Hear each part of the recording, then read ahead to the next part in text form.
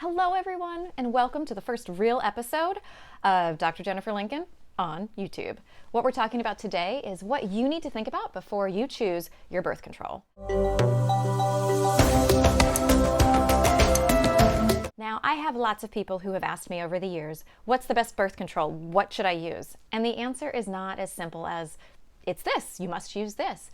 There are 5 things I want you to think about when picking your birth control, and then you get to decide which one is best for you. So the first thing, effectiveness. How important is it to you that you do not get pregnant using this method? Do you want the best method out there that is almost 100% because you do not want to be pregnant right now? Or would you, be okay getting pregnant? It's not that you're trying to, but you're not really that concerned, because where you fall on that spectrum will definitely determine which birth control methods you might prefer. And you can see right here different examples of effectiveness. And in the show notes, I've got great references where you can go through those line by line and see which level of effectiveness is the best that you think is the best for you.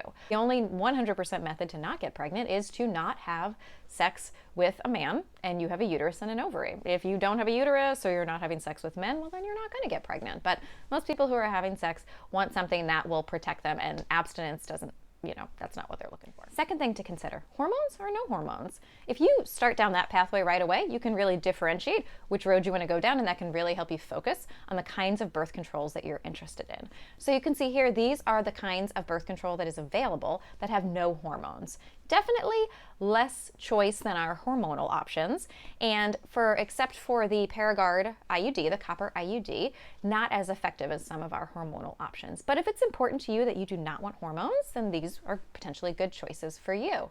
Before you decide hormones or no hormones, you might want to step back first and think about what you've heard, what you've read. If you have questions or concerns about hormonal birth control, discussing that with your healthcare provider first can help you figure out if really you do want to avoid hormones, or no, you don't and you're fine and it was just some bad information that you heard out there. Third thing, what about your bleeding pattern? Do you love having a period because it helps you know that you're not pregnant and you like that regularity and you like a scheduled bleed, meaning you can look at your calendar and say, Tuesday the 25th, that's when my periods start? Or do you not want any period at all because you hate periods and they're heavy and they're painful and you don't like them, and maybe you're okay with not having a period? Or are you okay not having a period and you can tolerate some breakthrough bleeding? Or is breakthrough bleeding completely not something you can deal with? Once you figure that out, then again, it can become more clear about what birth control method might be best for you. And you can discuss that with your healthcare provider, or you can look at the resources in the show notes where they highlight for you different kinds of birth control that might be associated with more of a regular period, a scheduled period, such as the vaginal ring, the patch, the pill, versus no period, like the hormonal IUDs, versus no period, but maybe some breakthrough bleeding spotting, such as with the arm implant or the Nexplanon. And there's lots more that I haven't discussed, but it can it can help target you and help you get down a path of understanding which birth control might be best for you. Fourth thing, how much do you want to have to do? Are you a set it and forget it kind of gal, where the idea of only coming in for an IUD to be placed every 3 to 10 years, depending on the type of IUD, that sounds like your cup of tea? Are you okay coming in every 3 months for a shot, like with the Depo shot? Are you okay with doing something every day, like taking a pill?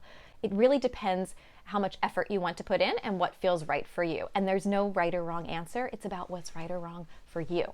With that, you need to decide too, how likely are you, if you choose a method where you have to keep doing something like taking a pill every day, or putting in a vaginal ring every month, or putting on a new patch every week, or returning to the office every 3 months for a shot, how likely are you to remember that?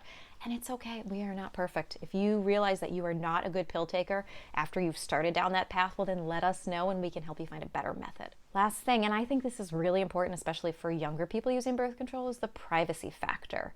So are you worried that somebody's going to find your pills or your ring and know that you're on birth control because that's not something you want somebody to know?